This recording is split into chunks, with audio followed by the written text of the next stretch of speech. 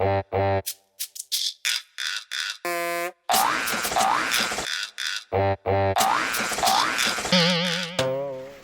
I've not made a video for a while. I've had a shoulder operation last year and then it got a bit cold in winter, so I didn't want to do it. But back in my workshop, and today I'm gonna change the cells in this battery.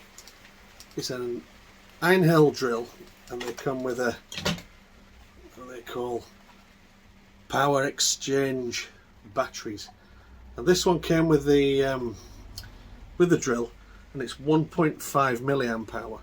And I also bought a 3, sorry, not 1.5 milliamp hour, get it right, 1.5 amp hour. And I also bought a 3 amp hour bigger battery.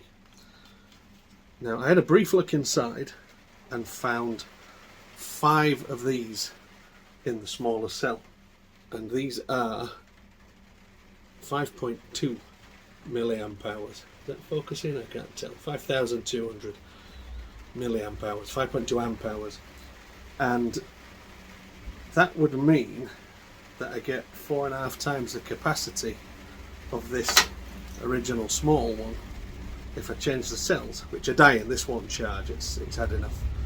So I'm going to open, have an investigate, and see if I can change them out for some that I found on eBay. Now, bearing in mind, I've never done this before, I don't know what I'm doing. Don't copy me, don't blow yourself up. If you choose to copy me, be it on your head. I take my own risk on this. So I'm going to put these, I just got them on eBay, Visvac. I'm sure they're the finest Chinese batteries, but I just got them because they were the largest milliamp hour rating that I could find. So yeah, that would change this small battery from the 1.5 amp hour to 5.2, and if what I'm guessing is right, this has probably got 10 of those batteries in, which would change it from a 3 amp hour to a 10.4. You know, that's a massive increase. It just shows the technology has moved on. So I'll crack on with that and let's see what happens. Right, the first thing I'm going to do is confirm what I think is right, that that's the positive end and that's the negative end, very much like a AA battery. So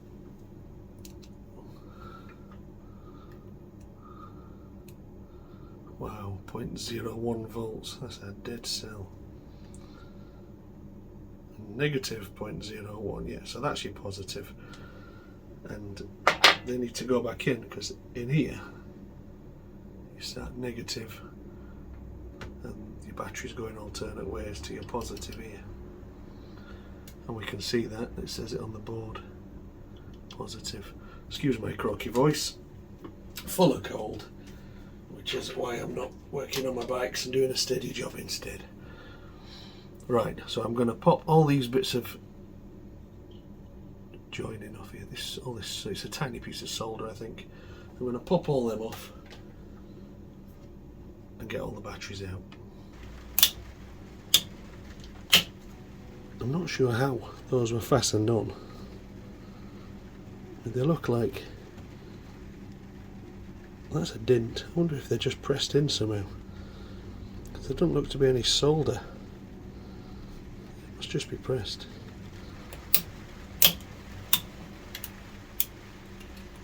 One, two. First slip. Pick that one. There we go. Like that. There we go. 0.01. So that's absolute trash.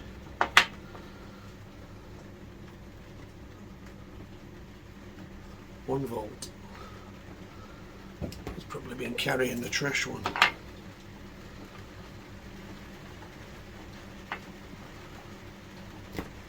1.08.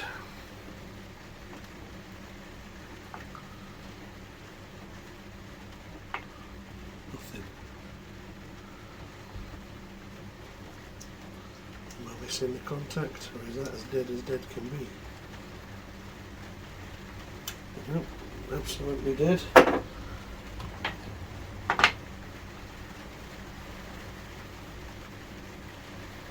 0.01, so it looks like 2 cells are possibly usable. Something else. Right, so the next thing, all these, because I've had to pry them off, are all now quite wonky. Get a camera, that'd help. You see they're really wonky now. So I'm just going to press these back to something like flat. Just using my pliers, I think I'll do it. Due to the magic of video editing, I'll skip you to the point here. I really struggle to solder these. They don't like sticking to those caps on the batteries. I'm not actually sure what they're made of. So I've bent all these contacts in a way that they should contact the battery alright. I'm going to wrap a piece of tape around it to hold things snug, and then I'm going to slide it into its case, which is also snug, and I'm hoping the whole pressure of everything together just presses everything down. And if not, I'll take it apart and find another way.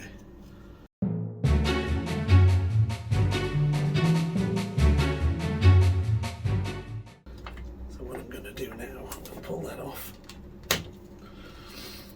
and see how it sits in its case, see if that applies enough pressure to the outside there.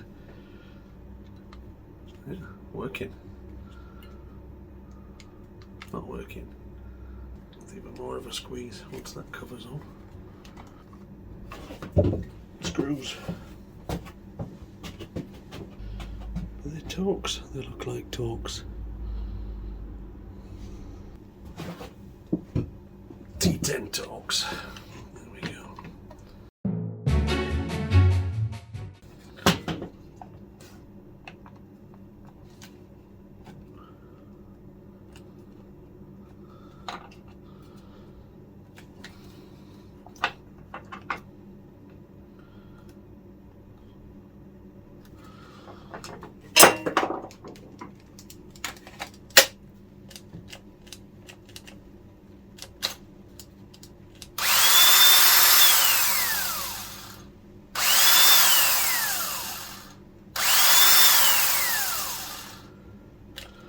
There's my answer.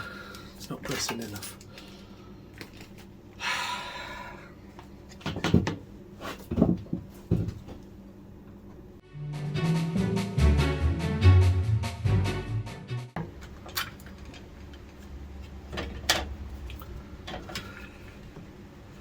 So when it's in there, it's pretty snug, but there is a bit of gap down here. So I'm going to pack it a little bit. I might just give it the pressure we're looking for.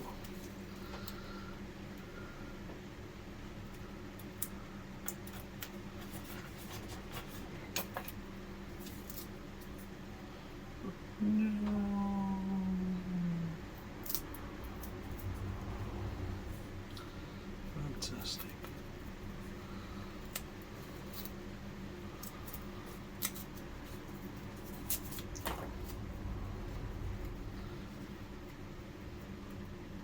Double-sided. It is double-sided. Right. So I'm gonna put it in like that. And I'm gonna put that double-sided stuff back on this side. Otherwise it'll never go in. It might not go in anyway, but you know, you've got to try these things, haven't you? So if we encourage it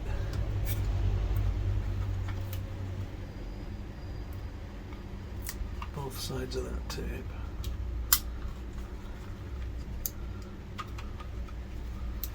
and then line up the contacts. That's gone in, and now we're getting a proper light.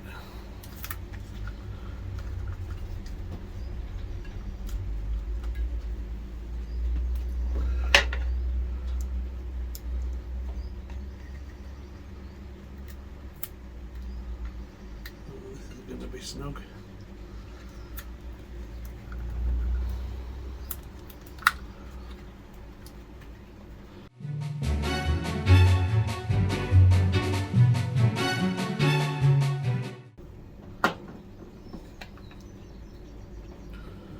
Three lights.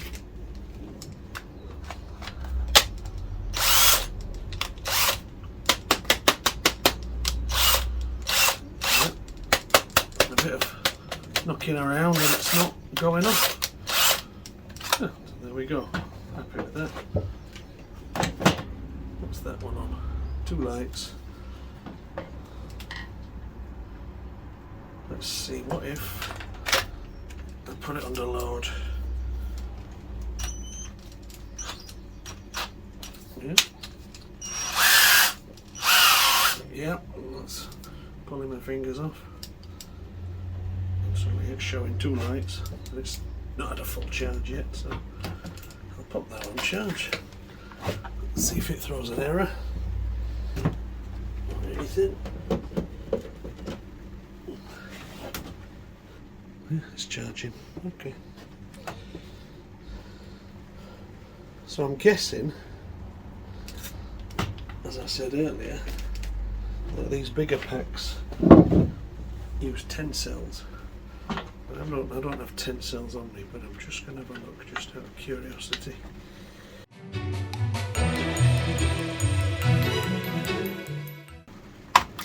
There we go.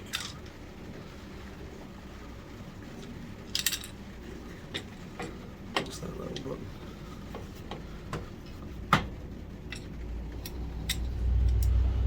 What's that wobbling around in there? Oh, there's that red button there.